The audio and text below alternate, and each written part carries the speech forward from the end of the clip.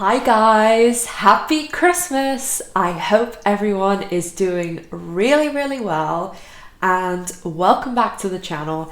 Thank you so much for clicking on today's Christmas video and 25th day of the L Word Advent Calendar Christmas special. Now, just a few little things to get out of the way before we get into why we're all here today.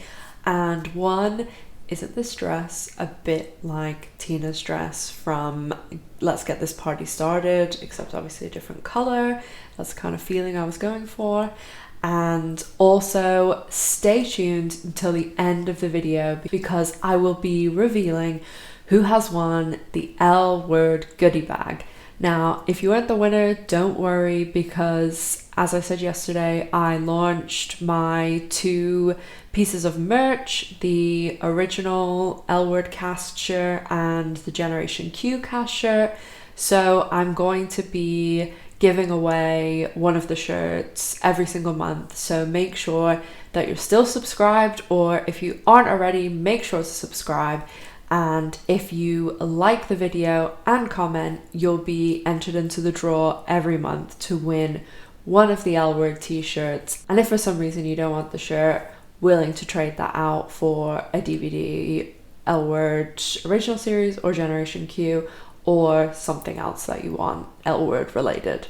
Now, don't forget that I am still going live this week. It's just not going to be on Fridays, that's Christmas Day, and I figured people would be busy.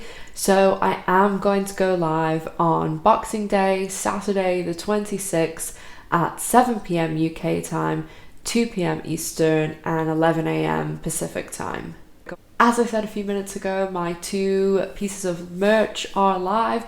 So if you open the information box at the bottom of this video or go onto my community tab, you'll be able to find the links there. If you would like to purchase, they come in t-shirts, long sleeved, classic, premium, hoodies, everything.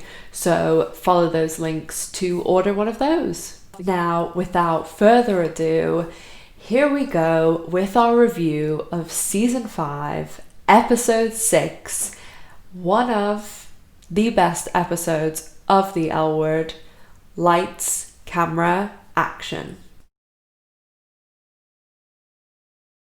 Now, the cold open in this scene, again, following on the continuation of the season 5 opens that always are in relation to the Les Girls film, and Jenny is rehearsing the Bev and Nina scene that we saw in the pilot where Tina is ovulating and Bette comes in and they start kissing in the bathroom and hooking up.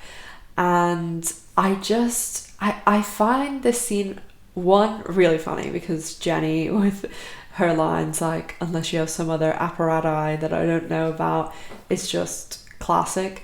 But there's also some moments that I'm like, why didn't they do more with this?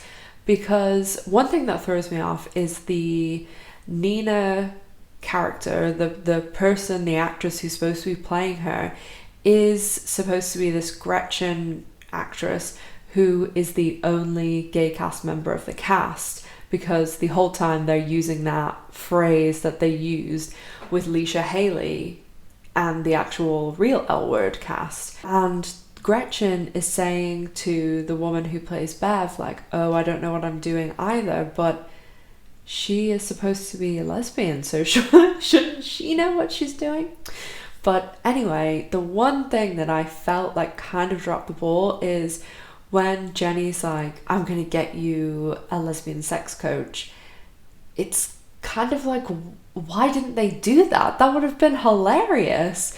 And it also just, I'm sure they could have thrown in some funny meta stuff. Because on the actual L Word, they did have one of those. And they also used to, ask the gay cast members, the straight ones, would ask them things about that as well. Because, as I've mentioned in my behind the scenes videos, That's how Jennifer Beals accidentally outed Kate Manning.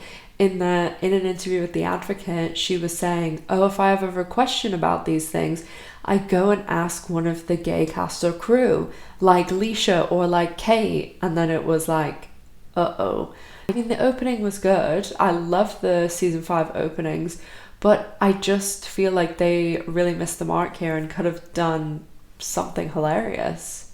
We also have some more funny meta things in that when Jenny goes to Vancouver to look around, she says, you know, Vancouver's never going to pass as LA, which is funny because the original show shot in Vancouver and people used to complain all the time about it not passing as LA, because especially if you watch the season 5 finale, and there's lots of other times where they'd shoot everything in Vancouver, and then, for instance, you know, when Bette's character goes to New York, they'll go for a day or two and just shoot all these outdoor scenes where they can place them throughout episodes, because again, the L Word and most Showtime shows, they finish the whole season before they start airing anything.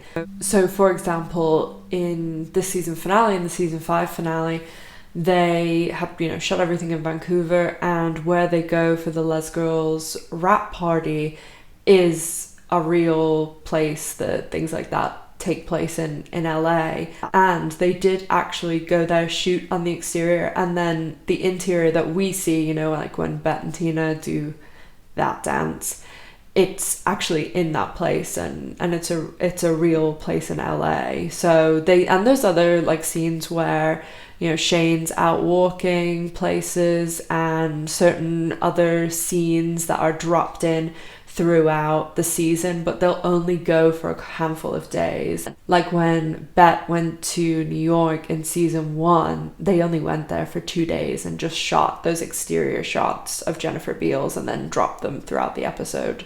Jenny also, you know, Adele gets her makeover, very she's all that in this episode. And what's actually kind of funny is that a lot of Adele's clothes then, when this was filmed, 2008, she was not the height of fashion, but now she's like totally in style with the high-waisted mom jeans and the big glasses. Like, she'd fit right in 2020. I love Jenny's whole dynamic with like the location scout as well.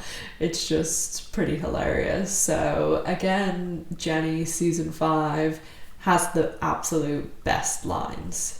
Kit in this episode, the Dawn Denbo rivalry keeps going, and as we see, Kit has purchased the gun. She's at the range shooting it, and really I could have done without seeing all these random people for 5 seconds shooting. And they mentioned this on To Ellen Back when they did this episode as a review, and I think we were truly robbed of a scene with Dawn Denbo coaxing the rats into a cage and then releasing them in the planet. So I would have loved to have seen that, and we just have Dawn Denbo still determined to bring Shane and her friends down. And Kit does visit the set with Bette later, and Bette's kind of like, you're not getting a gun, like that's stupid. But little does Bette know, Kit's already got one. Watching this episode back, I was kind of surprised that Kit wasn't figuring out Bette and Tina, because Kit's always shown to be quite attuned to those sort of things, and as we know in episode 8 she does figure it out. But just the way Bette and Tina were behaving at the very end towards the set, I'll talk about that at the end, but I think Kit maybe had her suspicions after that visit. Shane in this episode, she is still, you know, having her argument with Dawn Denbo and Cindy is still totally into her. I do really enjoy this like running bit of like Shane and Denbo kind of battle it out, and then as Dawn walks away, Cindy's like, call me Shane. So I do really appreciate that. And Shane has also got herself the job on the Lay Girls set, which Jenny, asked William to set up for her. And Shane does give Adele a Jenny clone haircut in this episode. And we do have Max figuring out that something is up with Adele. I mean, he's been onto this from the very beginning, and everyone has just completely shut him down. Max really isn't in this episode too much, apart from everybody being mean to him. Not as bad as last week, whenever they called Adele over and kind of humiliated Max. So again, I say, please go and watch Disclosure if you have not seen it. They absolutely explain all the scenes with Max way better than I could. So please go and check it out. And also Leah Shang, who plays Micah, and Jamie Clayton, who plays Tess in the New Generation Q, are in Disclosure as well.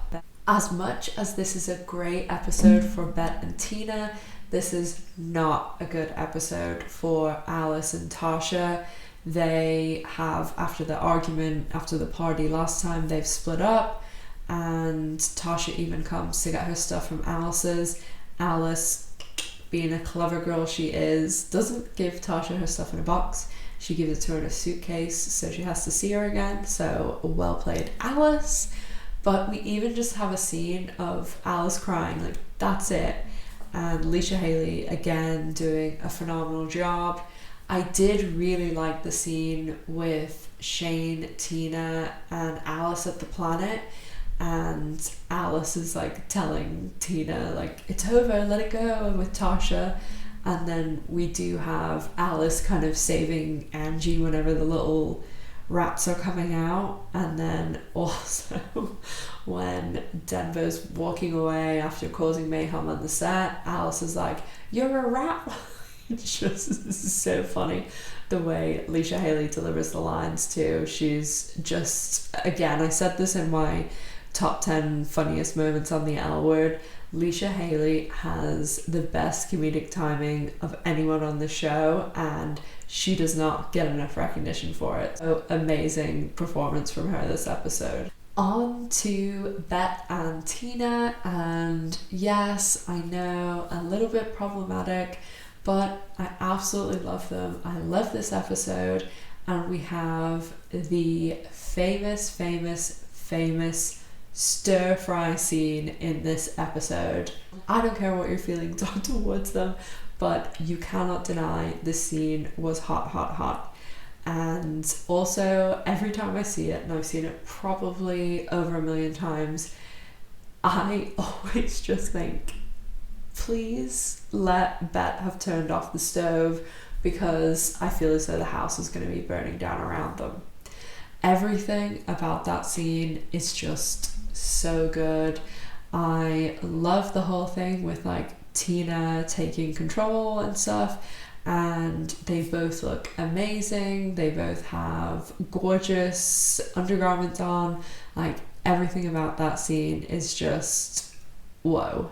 It is quite long compared to their normal scenes, but it is not long enough. And also just the whole way from the beginning when Tina gets there and Bette's talking about, Kit's taking Angie to Disneyland, you can just feel the electricity. Like, there's so much tension and so much, it's just electrical. And then when Tina says, Bette, turn around, I mean, that is like one of the most famous lines from the L Word. Like, everybody knows what you're referencing if you say that. And neither of them can control themselves any longer, but Tina totally knew what she was doing by going over there early. And the only thing that I kind of get a little bit sad watching this scene now is when Bette says, I'll have to cook for you sometime. And up until this time last year, that still was like, oh, so cute. Like, I can just picture Bette cooking for Tina now. And now when I think about it, all I picture is that moment from Generation Q where Jennifer Beals was robbed of an Emmy yet again. Her face, the way she is, the white wine being poured on top of the red wine. It was an awful moment in the L Word, but the acting was just chef's kiss, so amazing. And who knows what we are going to get next season when it comes to that discussion that Tina and Bette had in episode 7 of Generation Q. I said this yesterday in my video about the only thing about Bette and Tina in season 5 that makes me a little uncomfortable is shown a bit more here whenever Tina's like, oh, let's call Mama B and ask her if she wants to go to breakfast. I feel as though even if Jodie had like said something like, oh, you're spending a lot of time with Tina, that they'd be able to use Angie as like deflection. So I think that Bette should have just, well, she really should have broke up with Jodie and then got with Tina. But when something happened between them at She-Bar, like, Bette should have just come clean and completely broke up with Jodie. I hated this whole, I'm not going to break up with her until after the pink ride. Like, just break up with the person because it's awful. Like, I have been on the receiving end of that, and just, you're making people, like, burn their trust in the future or whatever. So just don't do that. If you have feelings for someone else or something else is happening, just end the relationship.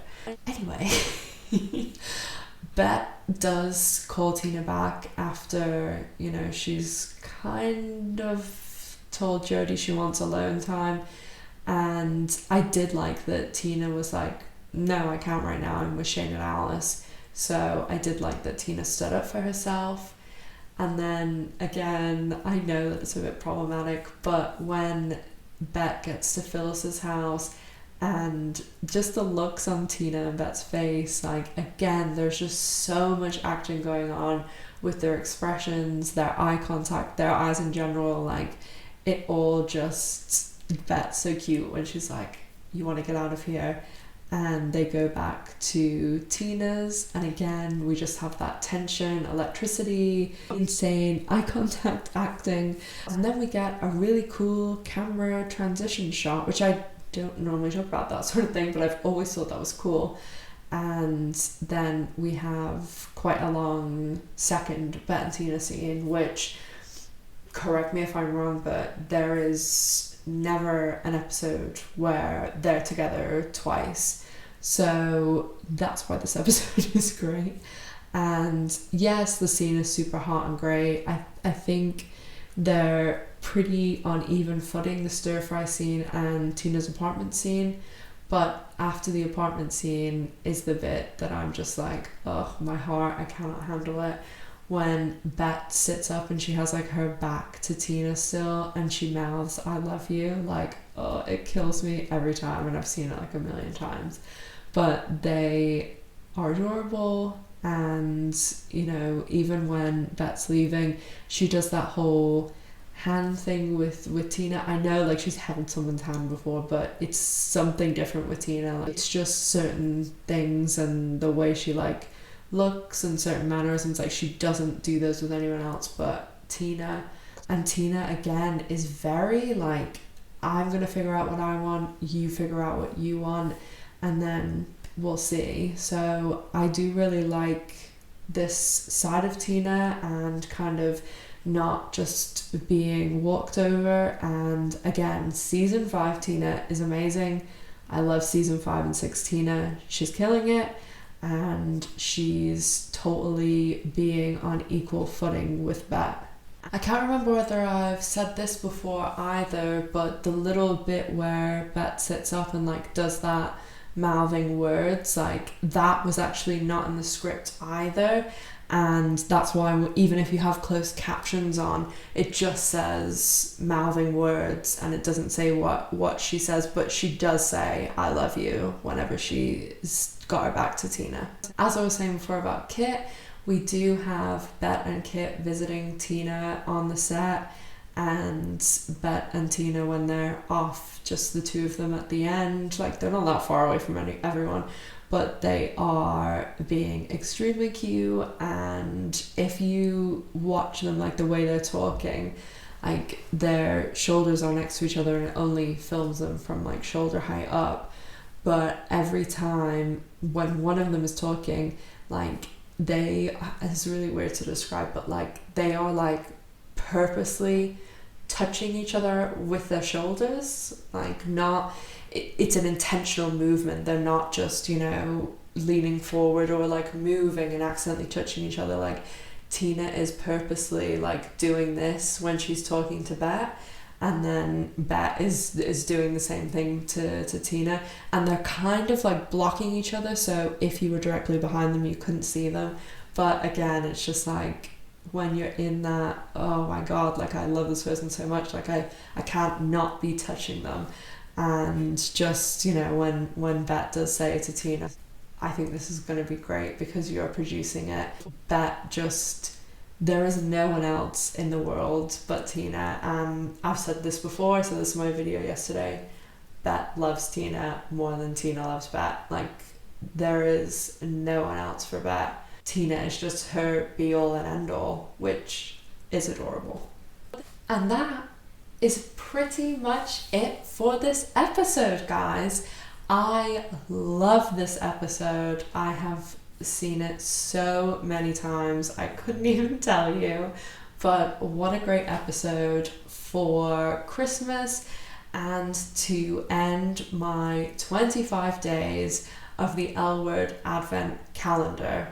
I'm going to drop the little screen grab of the competition draw in here, so I'll put the name up at the end, and if this person is you, please contact me on any form of social media, Instagram, Twitter, anything like that, and send me your address so that I can send you your L Word goodie bag.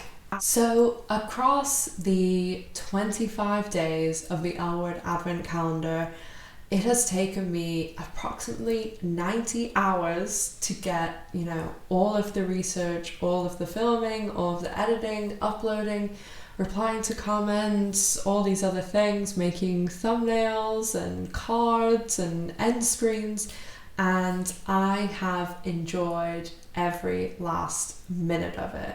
On just the 25 days of Christmas, there have been nearly 40,000 views. That's not including views on other past videos, it's just the new 25-day videos, and it honestly blows me away that many people were watching. The most popular video by far that I did in the 25 days was day 10, and it was the casting news about Rosie O'Donnell and Carrie being revealed. And then the second most popular two were one video that was about every bit of Generation Q news we had, and that was tied with Laura Holloman being on the Pants podcast review that I did. Of course, I'm still going to have some videos come out between now and New Year's Eve, so don't worry there, and I will of course keep uploading a few videos a week. Like, I'm not going anywhere, and I will definitely be doing something like this again soon whenever we start to get more news about Generation Q. And then when Generation Q eventually does come back, like, you'll be overloaded with information. You'll have plenty of videos, so don't worry about that. Again, I'll probably get into this more in my New Year's video, but 2020 has been a really rough year for some people. I have been pretty lucky the last 7-8 months because although we did have COVID, you know, March, April, May, from June onwards, we really didn't. And I don't have to wear a mask, we don't socially distance. Life here is exactly the way it was this time last year, except we can't really travel. And when it comes to where I was this time last year and considering starting a channel, I honestly, it still blows me away that I put videos up and there's actual people out in the world watching them. I honestly, 2020 has been probably the best year of my adult life. And even when I think about March, April, May, we got rid of the virus because we had a very strict lockdown and I live by myself. It was very, very difficult. And what got me through a lot of that was honestly this channel and having people out that I could talk to. I've said before too, like, I don't really have any sort of a gay community where I live. So I am so grateful that when the L word came back, that I met all of you wonderful, wonderful people, and we can still chat about the old show and chat about the new one too. I honestly cannot overstate how much this channel has meant to me, and just seeing it grow. I thought I would literally get like just my friends and family watching, and being able to do videos and talk to people about not just the L word but about other things to do with the LGBTQ community. I honestly feel honored that whenever something happens, even like the casting news with Rosie O'Donnell or anything else in the community, when I get tagged in you know, something that happens or a press release and people ask for my opinion, like, I honestly, like, it makes me feel so amazing. So just thank you so much to every single person who has watched one of my videos, wrote a comment, or even just liked the video or happened to click on the channel.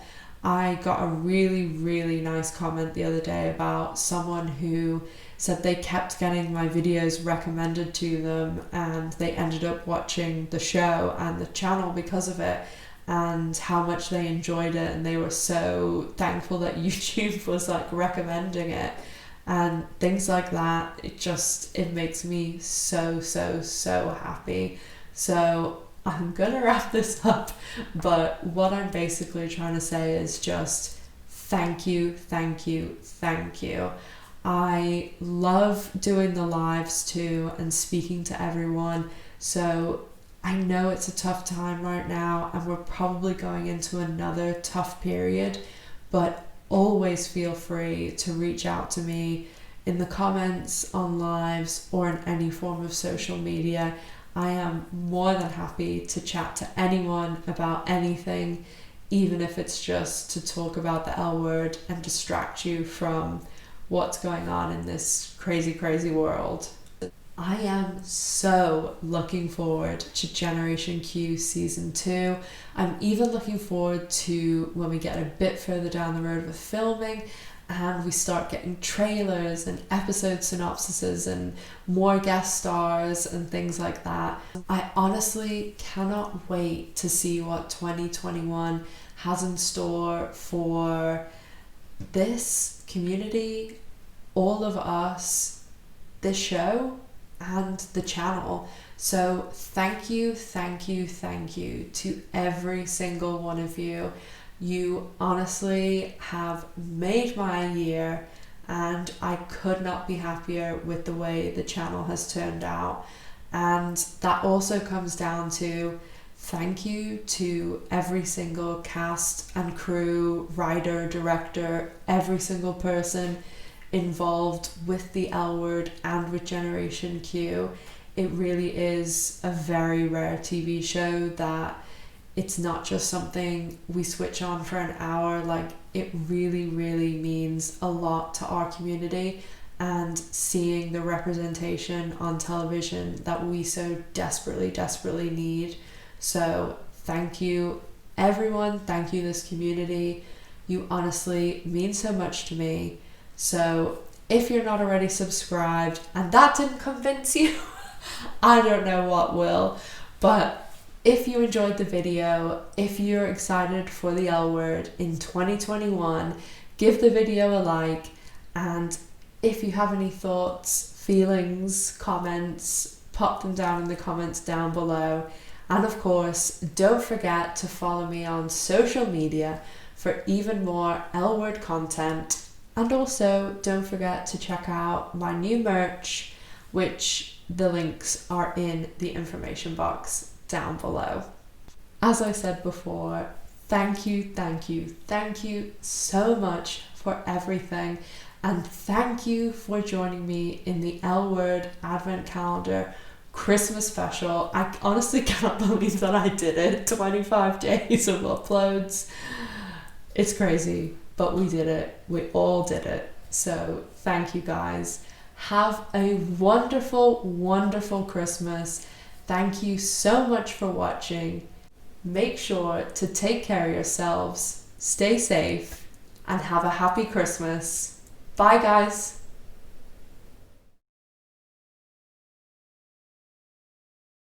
Want to know every bit of Generation Q Season 2 news? Click this video. And want to know all the behind the scenes gossip? Click this video.